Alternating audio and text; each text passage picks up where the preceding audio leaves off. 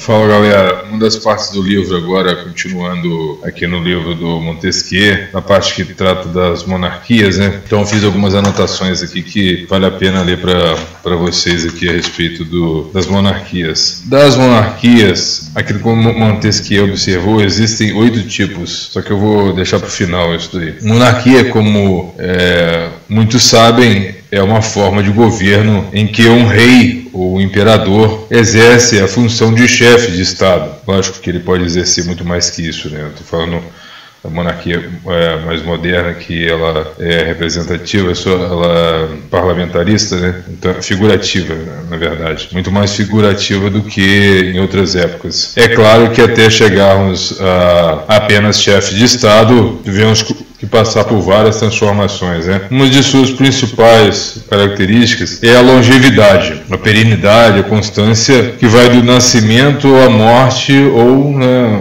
de outra forma, por abdicação, né? E a pessoa sai por espontânea vontade ou por pressão, etc. Existem ainda 2 formas de monarquia, né, distintas. Uma é absoluta, né, autoritária e tal, tirânica, que vai do tipo de chefe de Estado, sendo então superior, né, aos atos e órgãos do governo. E também temos a monarquia parlamentarista, né, um tipo ameno de monarquia, em que o poder do monarca é limitado. A maioria das monarquias são hereditárias, mas também existem monarquias eletivas, cujo chefe de Estado é eleito por votação em cargo vitalício. O mais barato disso tudo na investigação é a falta de sinceridade, né? E o compromisso com um viés ideológico ao invés da verdade, né? Lógico, de todas as interpretações possíveis de monarquia, a mais caricata, sem dúvida nenhuma, é a marxista, né? E a gente pode acompanhar uma definição marxista aqui, é o seguinte, ó,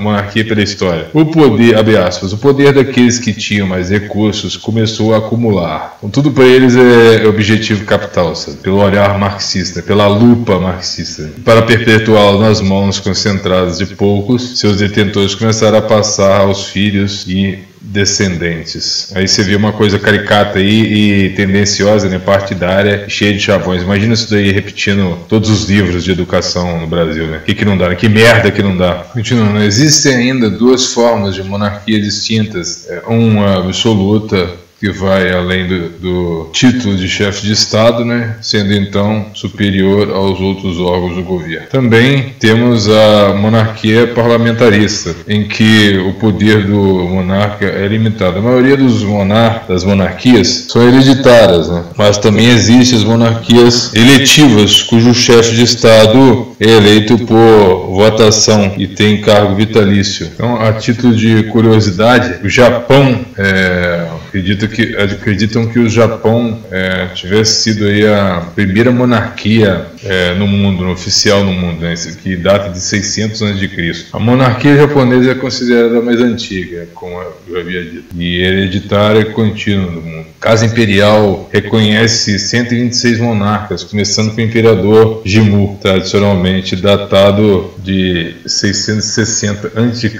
e continuando até o atual imperador Naruhito. No entanto, os estudiosos concordaram que não há evidências da existência de Jimmu e que a narrativa tradicional da fundação do Japão é mítica, sendo que Jimmu uma figura mítica. Então, a evidência histórica para os primeiros 25 imperadores é mítica, mas há evidência suficiente de uma linha hereditária ininterrupta desde 500 d.C. Os imperadores do Japão historicamente verificavam começam do início do século VI com o imperador Kimei. Então, para contrariar a narrativa marxista que tenta enxergar, né, do desconstrucionismo, né, capitalismo em tudo, então esses primeiros relatos de monarquia são lendas míticas para justificar e não o empoderamento através do capital. De acordo com a tradição shintoísta, Jimmu é considerado descendente direto da deusa do sol, Amaterasu. Amaterasu teve um filho chamado Ami no Oshiromimi no Mikoto e através dele um neto chamado Ninigi no Mikoto. Ela enviou o seu neto ao arquipélago japonês. Ami se casou com Konohana Sakura Toyahime. E tiveram 3 filhos, um deles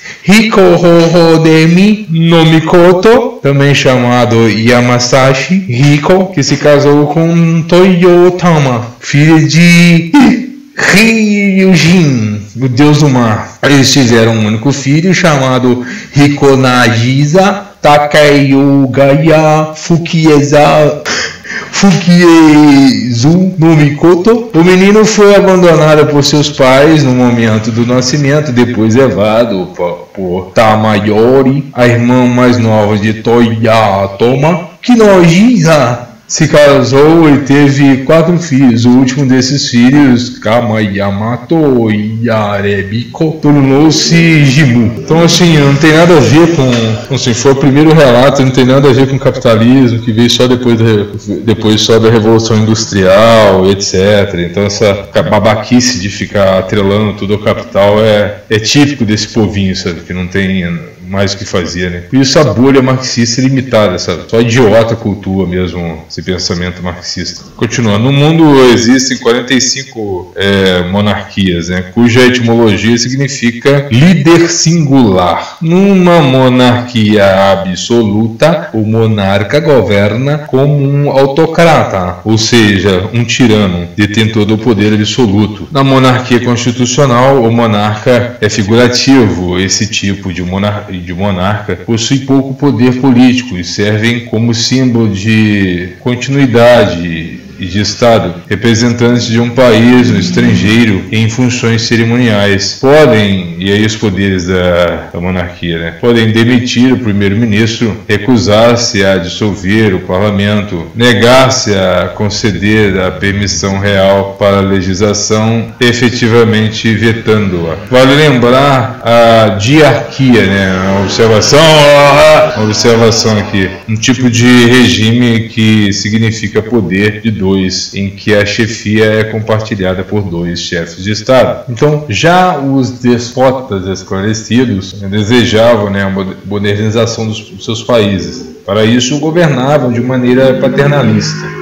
Reinavam de maneira absoluta, incorporando ideias modernas. Os despotas esclarecidos, eles contribuíram para o desenvolvimento cultural de suas nações e adotaram um discurso muito mais atrelado ao desejo da população, né? Então, assim, os comunistas escondem que a própria burguesia foi quem derrubou, né, atrapalhou os poderes dos reis. Ou seja, a própria burguesia sufocou a tirania vigente no mundo, sabe? Não foram os comunistas que tiraram do trono os imperadores e os reis, sabe? Foi a própria burguesia, né? Então, dos tipos de monarquia, deu para identificar alguns tipos aqui. Por exemplo, monarquia chamada de sagrada ou religiosa, sabe? No sentido de monarquia, o rei era considerado como de origem divina, possuía um poder limitado pelo regulamento religioso. E aí tal modelo pode se encontrar em Israel, na Roma Antiga, no Império Azteca e no Antigo Egito. Outra monarquia conhecida aí, catalogada, é a monarquia patrimonial. Monarquia que estabelece a relação de preferência entre a família do monarca e o poder. Nesse regime, o rei emana de uma simples extensão do seu poder privado, seja o de sua família ou dos seus meios. Então, você pode ver que só nessas duas aqui,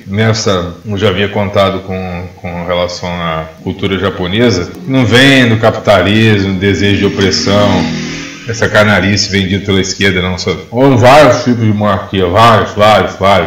Então, mais uma vez, essa do monarquia patrimonial, o rei pode ser tomado como propriedade, o reino pode ser tomado como propriedade privada do rei e de sua família.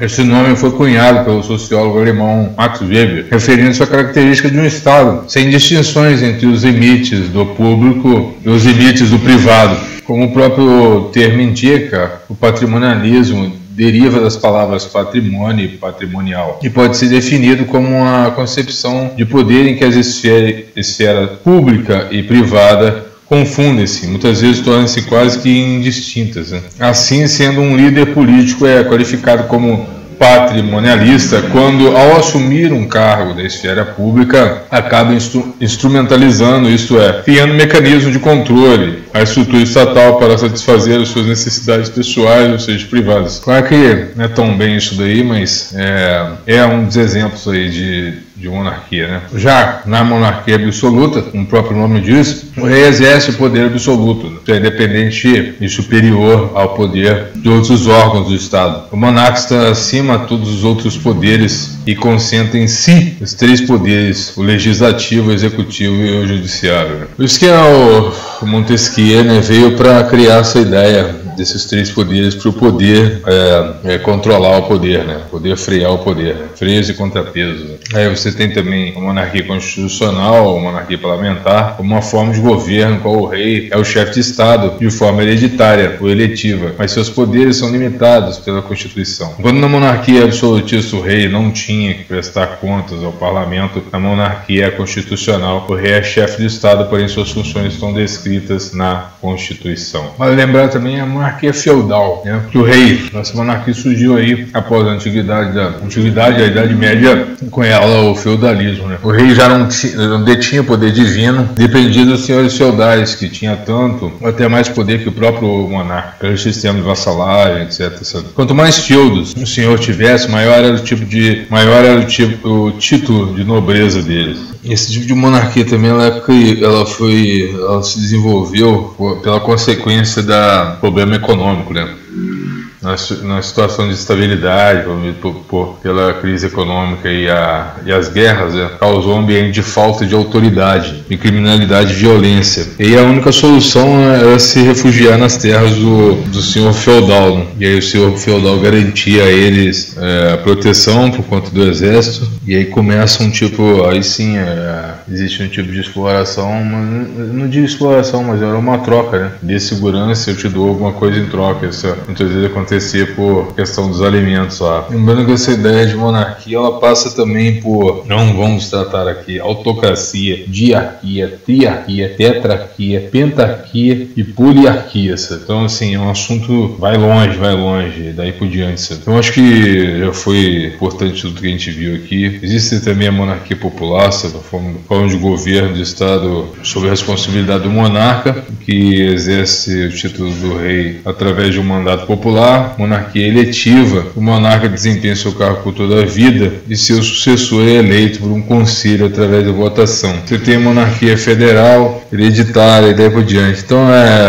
depois cabe leituras aí adicionais aí sobre a ideia da monarquia. Então só para entender, quando o Montesquieu ele abrange essas ideias assim de monarquia, etc., ele percebe, né, ele fecha esse ciclo aí, com essas 3 observações aí. É lógico que para a época dele já era uma observação avançada, lógico que as coisas se modernizaram muito mais, existem mais sistemas, mas o que ficou faltando então é o sistema despótico. E aí eu gravo no outro vídeo aí, tá? Obrigado pela atenção, valeu galera, curtam lá o La Vista Marujo, é isso aí.